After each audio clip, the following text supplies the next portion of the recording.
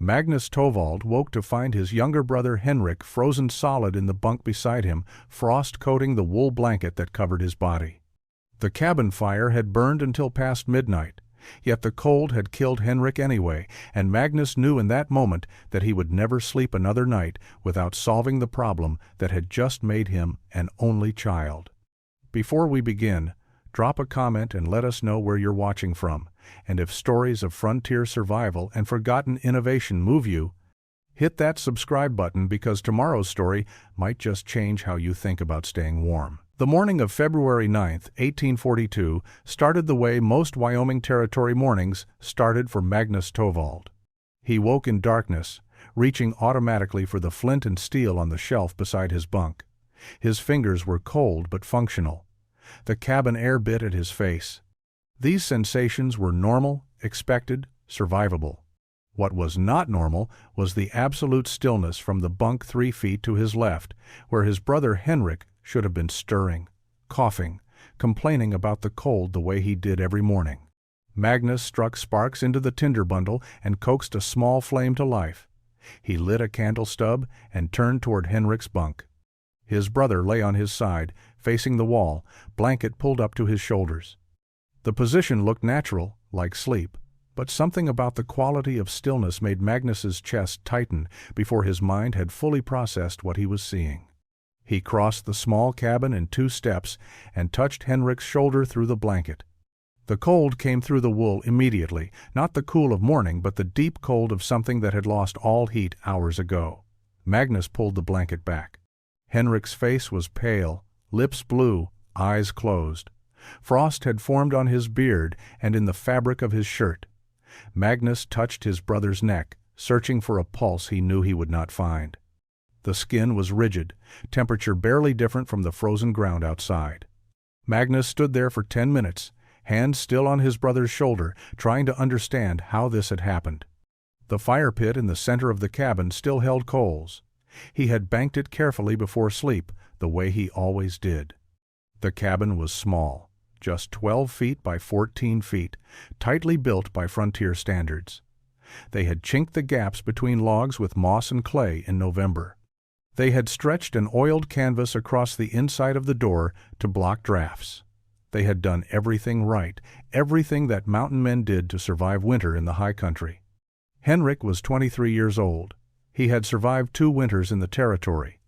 He was healthy, strong, careful. He had gone to sleep the previous night after eating a full meal of elk stew. He had shown no signs of illness.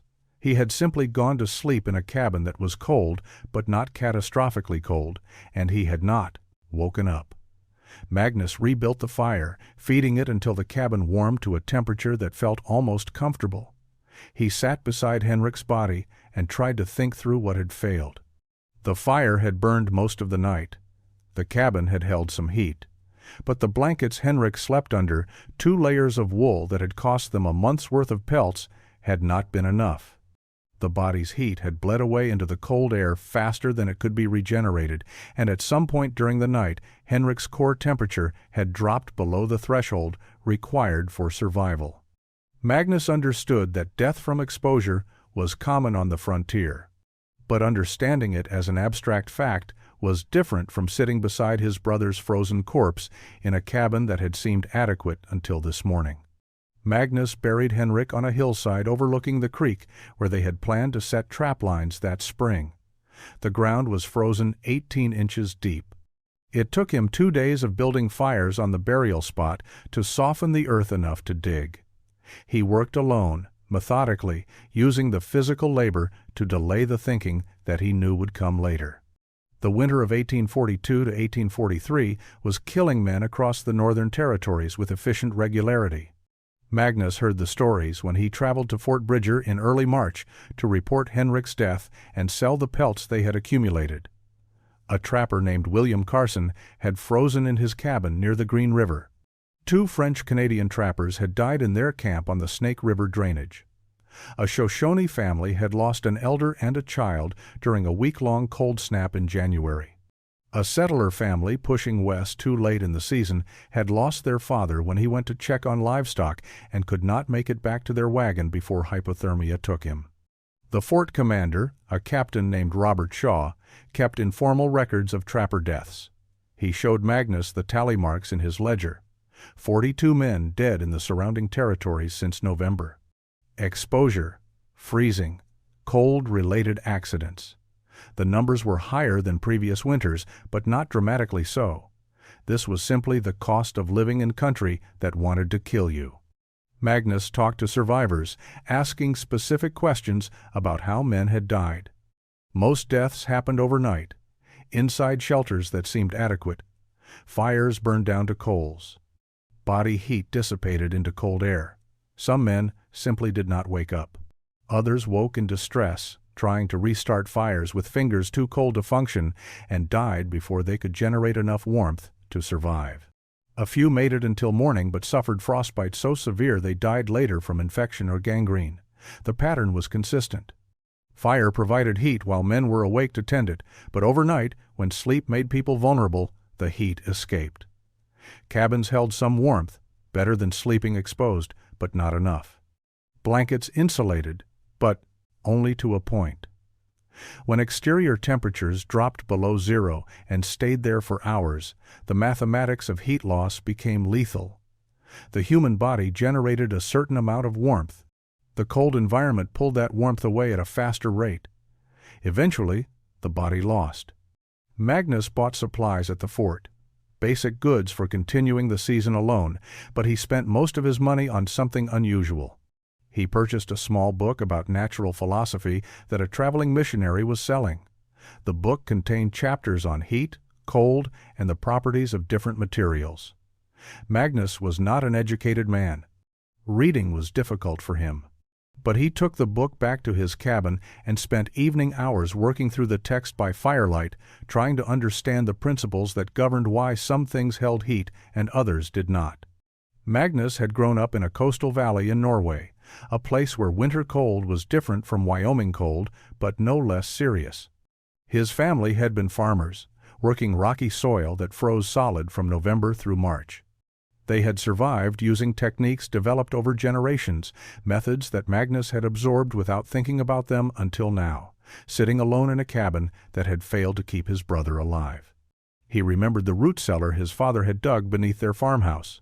The entrance was through a hatch in the kitchen floor. Stone steps led down into a chamber carved from earth and lined with flat rocks. In that cellar, vegetables stored in wooden bins never froze, even when surface temperatures dropped well below zero. Potatoes, turnips, carrots all remained edible through the entire winter. Magnus remembered descending those steps on bitter January mornings and feeling the air warm as he went deeper. Not warm like a heated room, but noticeably warmer than the frozen world above. His father had explained it once, years ago, when Magnus was perhaps 10 years old. "The earth holds summer heat," his father had said.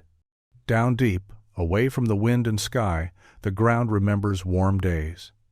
In winter, that memory bleeds upward, not enough to melt snow, but enough to keep a cellar from freezing. Magnus had not understood the mechanism then, and he did not fully understand it now, but he understood the result. Underground spaces stayed warmer than surface spaces during winter. He thought about the other structures from his childhood. His uncle had built a small shed partially underground, the floor excavated 2 feet below surface level. That shed had been noticeably warmer than above-ground structures. The village blacksmith had kept his coal forge in a shop with a sunken floor, claiming the depression held heat better than a level building. These were not conscious innovations. They were practical observations turned into building practices. Magnus began experimenting in late March as the worst cold loosened its grip. He took river stones from the creek, smooth round rocks ranging from fist size to larger than his head, and placed them near his fire. After several hours, the stones absorbed heat until they were too hot to touch with bare hands. He wrapped one in a piece of leather and placed it in his bunk under the blankets. The stone radiated warmth for hours. When he woke during the night, he could still feel heat coming from it. The next night, he tried 3 stones, placing them at intervals along his sleeping area. The effect was remarkable.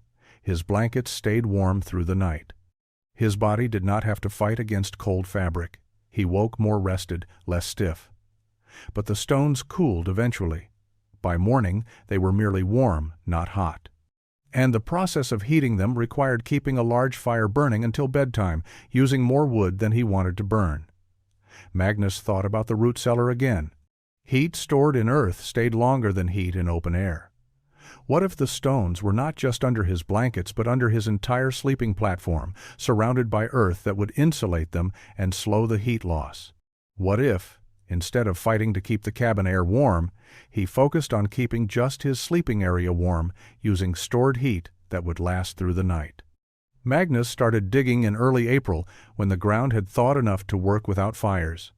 He chose a spot along the back wall of his cabin where his bunk currently sat. The work was harder than he had anticipated. The cabin floor was packed earth, compacted by months of foot traffic and compressed by the weight of the log walls. He used a short-handled spade and a pry bar, working in the confined space, removing dirt one shovelful at a time. He dug a rectangular pit approximately 4 feet long, 3 feet wide, and 2 feet deep. The dimensions matched the size of his sleeping area. He wanted the pit directly beneath where his body would rest, maximizing the effect of rising heat. As he dug deeper, the earth became darker, moister, more clay-like in consistency. He shaped the walls carefully, angling them slightly inward to prevent collapse. The bottom he leveled as precisely as possible, checking with a straight edge he had shaped from a pine plank. Other trappers stopped by during this period, traveling through on their way to spring trapping grounds or returning to the fort with winter pelts. James Caldwell, a Kentucky trapper who ran lines 20 miles south, saw what Magnus was doing and laughed outright. "You digging your own grave?" he asked. "You planning to bury yourself like an animal?" Magnus did not respond beyond saying he was trying something for warmth. Caldwell shook his head and left, muttering about Norwegians and their strange ideas.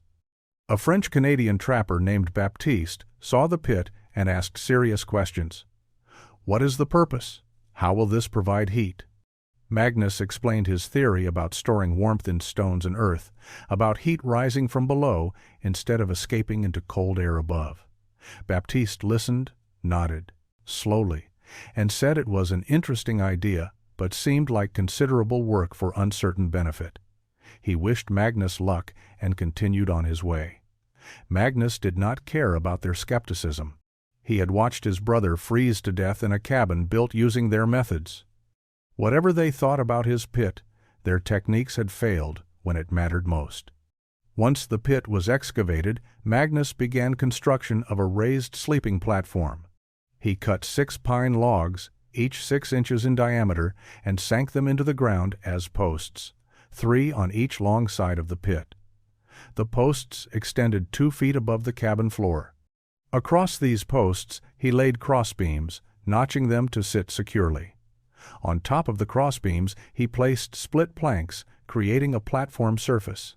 He deliberately left gaps between the planks, spaces roughly 1 inch wide. These gaps would allow heat to rise from the pit below while still providing a solid surface to support his body weight and bedding. The platform sat directly over the pit with approximately 6 inches of clearance between the bottom of the planks and the top of the pit. This created an air gap, a space where warm air could circulate before rising through the gaps in the platform. Magnus began testing his system in mid-April when night temperatures still dropped below freezing. His method was simple in concept but required careful execution. Each evening, approximately 2 hours before he planned to sleep, he selected stones from his collection by the creek. He had gathered dozens of river rocks over the previous weeks, choosing smooth specimens without cracks or obvious flaws. Cracked stones sometimes exploded when heated, a dangerous problem in the confined space of a cabin. He placed 6 to 8 stones in and around his fire, positioning them where flames and coals would heat them thoroughly. The stones needed at least 90 minutes of exposure to intense heat. He learned to judge readiness by spitting on them. If the spit evaporated instantly with a sharp hiss, the stones were ready. If it merely steamed away slowly, they needed more time. Moving hot stones from fire to pit required tools he fashioned himself. He made tongs from green willow branches, bending and lashing them to create crude but functional grips. He used a flat piece of iron scavenged from an abandoned trap to scoop stones when they were too hot even for tongs. Each stone went into the pit carefully, placed on a bed of sand he had spread across the bottom to prevent direct contact with earth that might contain moisture. The first night he tried the full system, he placed 6 stones in the pit, each one radiating heat so intense he could not hold his hand near them for more than a few seconds. He covered the pit opening partially with flat pieces of bark, leaving gaps for air circulation. Then he climbed onto his raised platform, arranged his blankets, and lay down to sleep. The effect was immediate and remarkable. Heat rose through the gaps in the platform planks, warming the underside of his bedding. Within minutes, his sleeping area felt genuinely warm, not just less cold. The sensation was entirely different from sleeping near a fire. Fire heat was intense but localized, hot on one side of your body while the other side stayed cold. The pit heat was gentle, even, radiating upward to encompass his entire sleeping area. He woke once during the night and reached down through the platform gaps to gauge the stones. They were still warm, noticeably so, though no longer dangerously hot.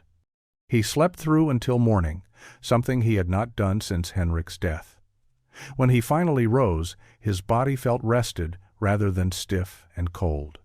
His boots, which he had placed on the platform near his feet, were supple and easy to pull on. Normally, morning boots were rigid from overnight cold, requiring several minutes of wear before leather softened enough for comfortable walking. Magnus spent the next 3 weeks refining his technique. He experimented with different numbers of stones, different placement patterns, different amounts of sand bedding. He tried covering the pit opening completely versus leaving it partially open. He discovered that 8 stones provided optimal heat duration. Complete covering trapped too much heat early and let it dissipate too quickly. Partial covering with good air gaps provided steady warmth through an entire night. Word of Magnus's pit spread through the scattered trapping community by the mechanism that spread all frontier news.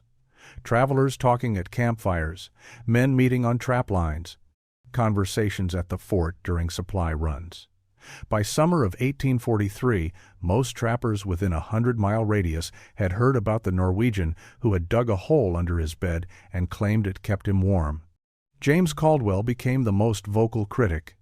He stopped at Magnus's cabin in June, ostensibly to trade for coffee, but actually to see the pit system he had been hearing about.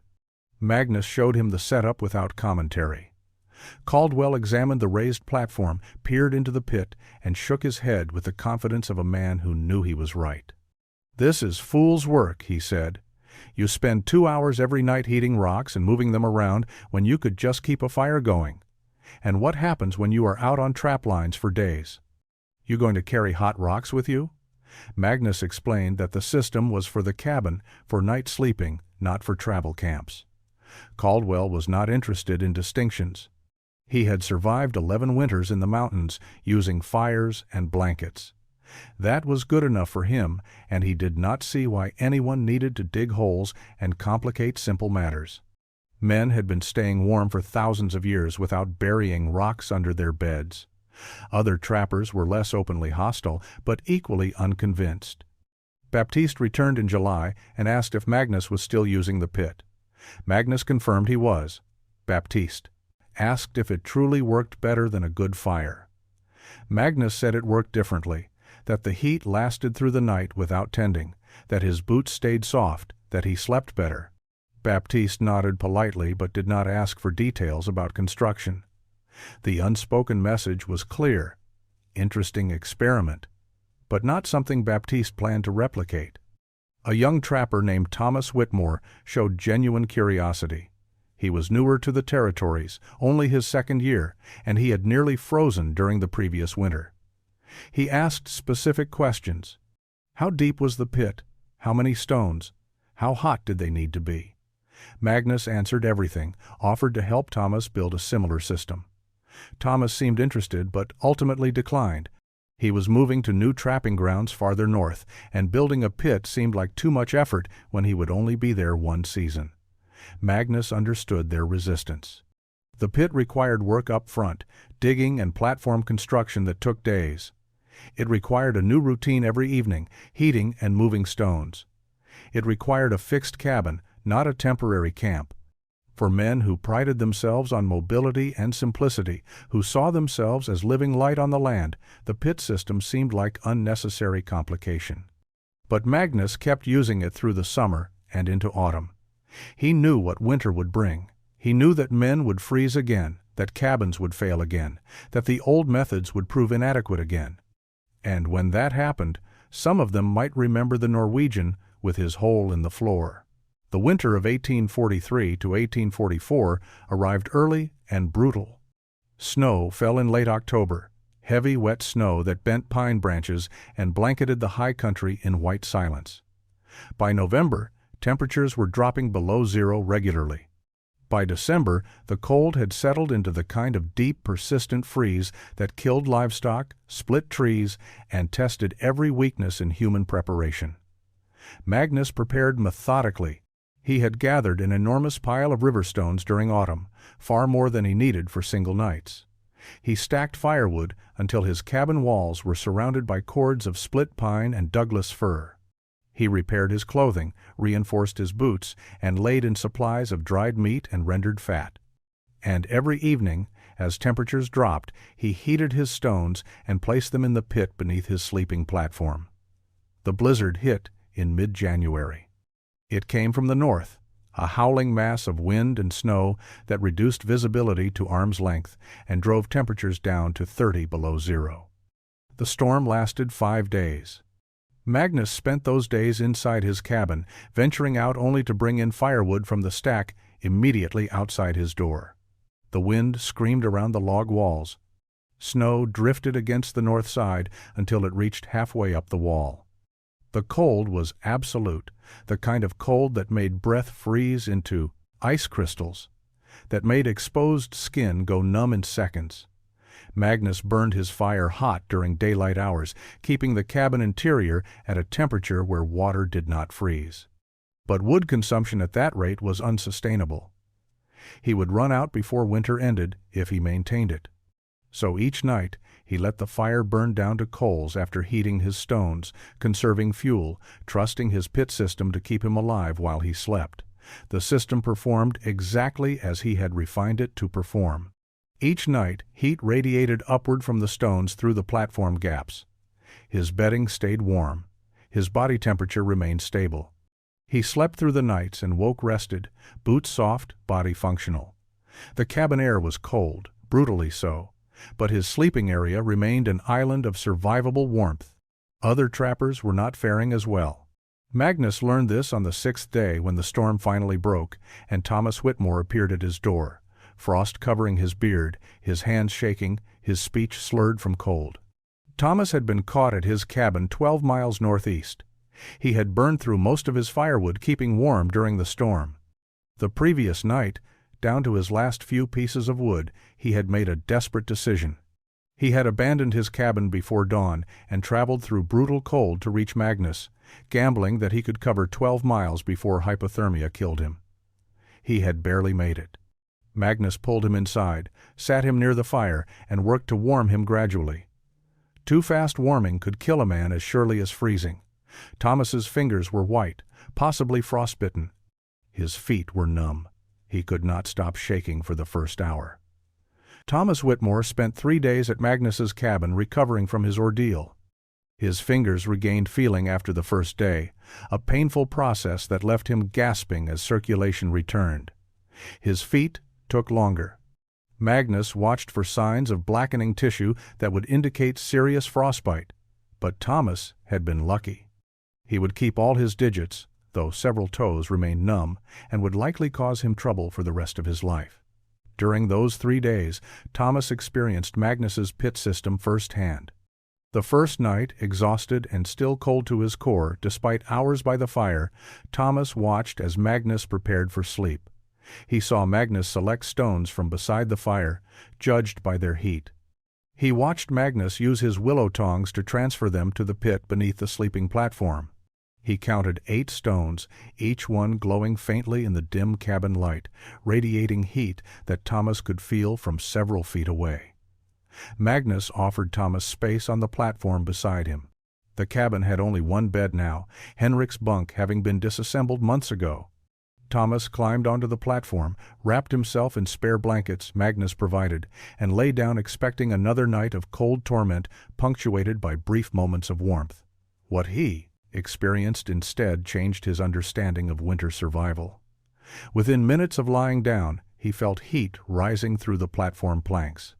Not the sharp heat of a nearby fire, but a gentle, persistent warmth that seemed to come from everywhere at once. The blankets trapped this rising heat, creating a cocoon of genuine comfort. For the first time in weeks, Thomas felt his body truly relax, his muscles unclenched, his breathing deepened. He fell asleep without the usual hour of shivering that preceded unconsciousness.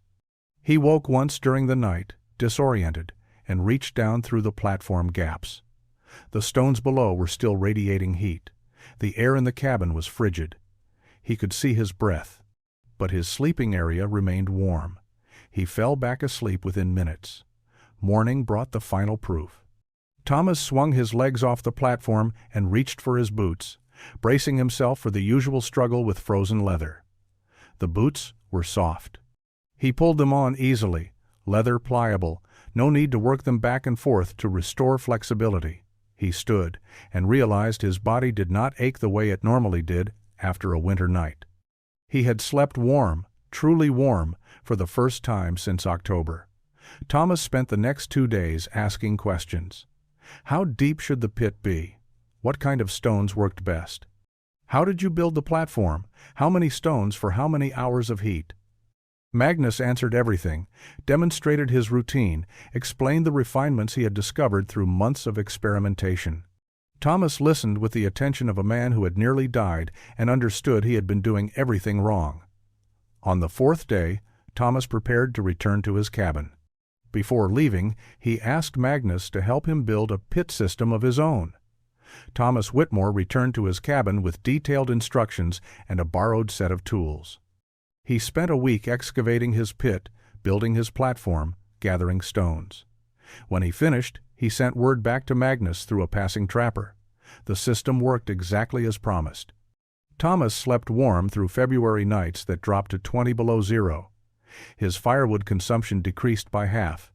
He no longer woke multiple times per night to tend his fire. Word spread differently after that. Thomas was not a skeptic or a critic.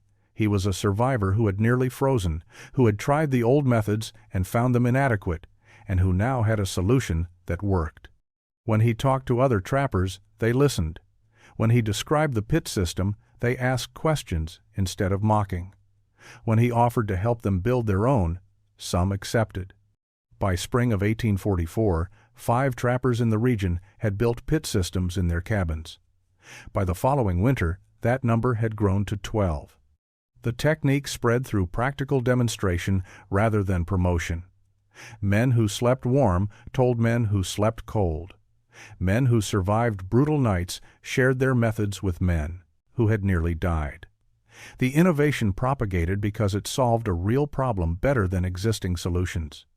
Peter Greenwood, a traveling merchant who supplied trappers with goods they could not make themselves, saw 3 different pit systems during his rounds in the winter of 1844 to 1845.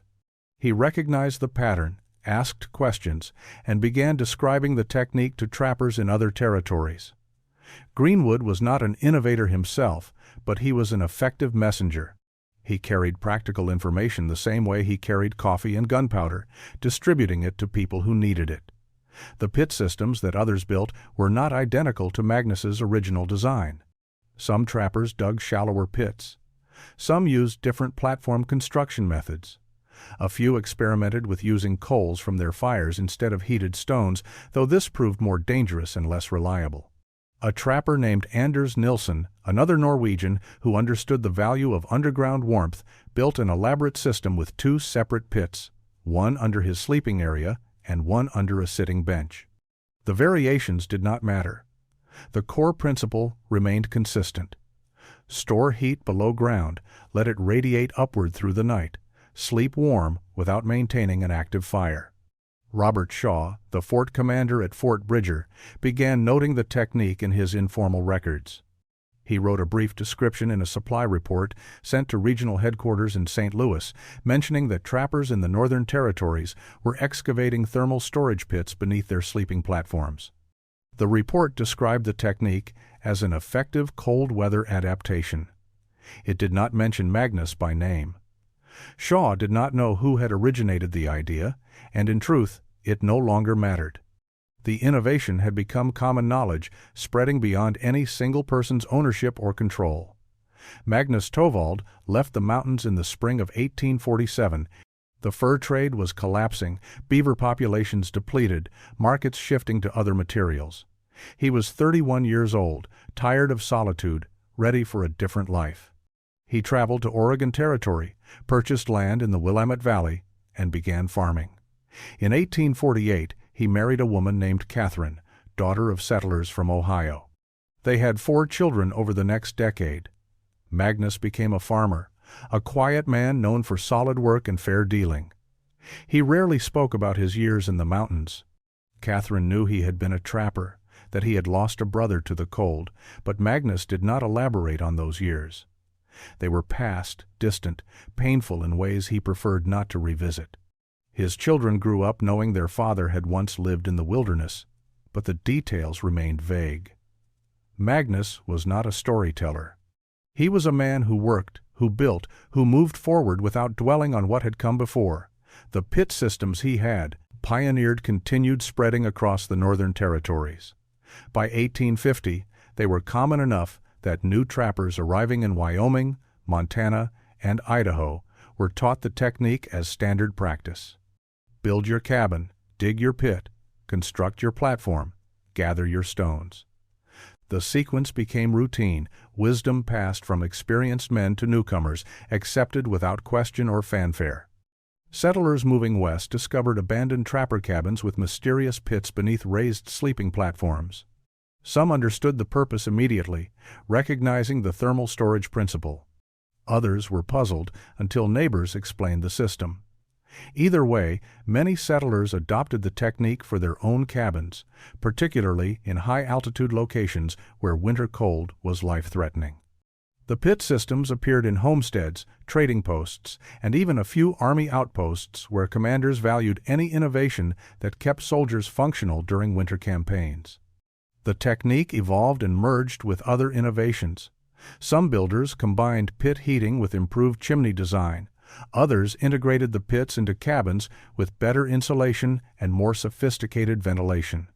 By the 1860s, frontier construction had progressed beyond what Magnus would have recognized, but the thermal storage principle he had developed remained embedded in that progress, one element among many in the accumulated knowledge of cold weather survival. Magnus Tovald died in March of 1869 at age 53. A farming accident, a wagon overturning, injuries that became infected. He was buried in a cemetery outside Salem, Oregon. His gravestone listed his name, birth, and death years, and the names of his wife and children. It made no mention of mountains, trapping, or innovations in shelter design. His family mourned him as husband and father, not as pioneer or inventor. But across the territories where he had once trapped beaver and buried his brother, cabins still stood with pits beneath their sleeping platforms. Some were still occupied, keeping new inhabitants warm through winter nights. Others had been abandoned, slowly returning to the wilderness. But the pits remained, carved into earth, testament to one man's refusal to accept that cold was inevitable.